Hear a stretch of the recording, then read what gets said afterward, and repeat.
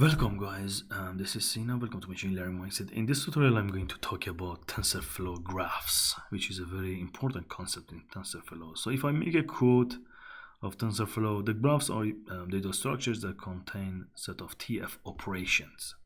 TF operations are sort of objects that actually are using TensorFlow to operate on top of TF tensor objects, which is the objects that TensorFlow use for operations and computations.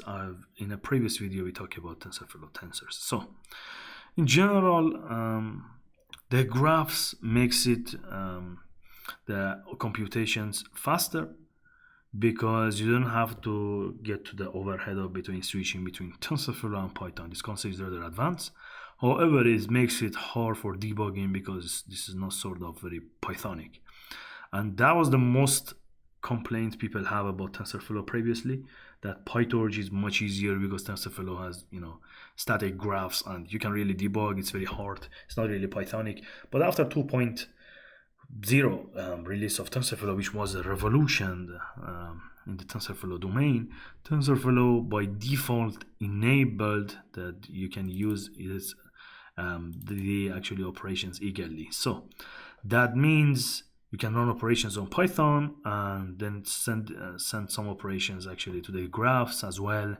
Sometimes when you need to have some faster operations, because not everything is available on Python. A lot of parallel processing stuff, like working with clusters, a lot of functionalities can only be done on graphs. So that's why the existence of graphs are actually very important.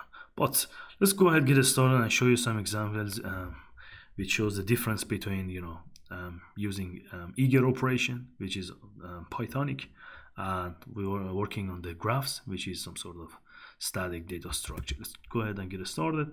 Here we can make a Python function on graphs with simply using the decorator at tf.function. So when we define this constant, we multiply them and return them with .numpy to see what we're going to get.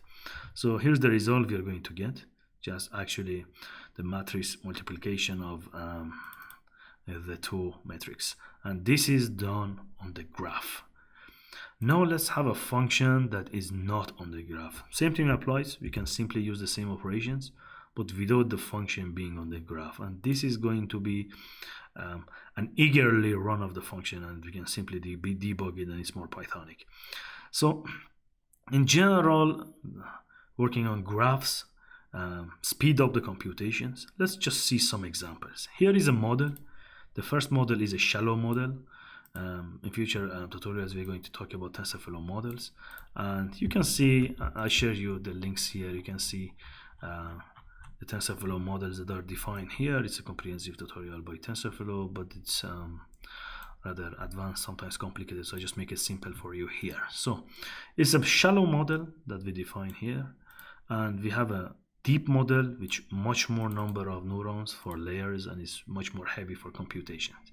Now let's try to run one model eagerly, and one time the model is one time eagerly and sometimes not eagerly. So remember we talked about the decorations, the TF function. So instead of TF function, we can simply use the TF function on top of the model to make the model on the graph.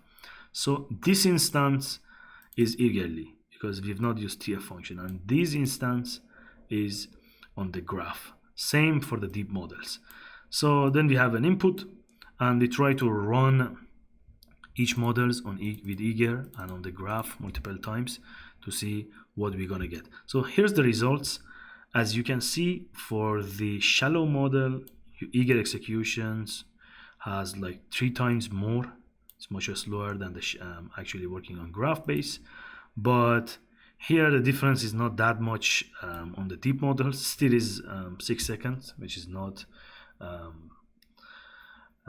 actually too small, because when we have very deep models and we run our model for 2-3 days, sometimes this small on some specific deep model, this small difference make a huge in the long run. So as you can see, the static graphs using graphs have a speed up, But in general, it's less flexible because you need to basically send everything on the graph, and when we want to debug, you can't really see inside the variables unless they're being called in the model.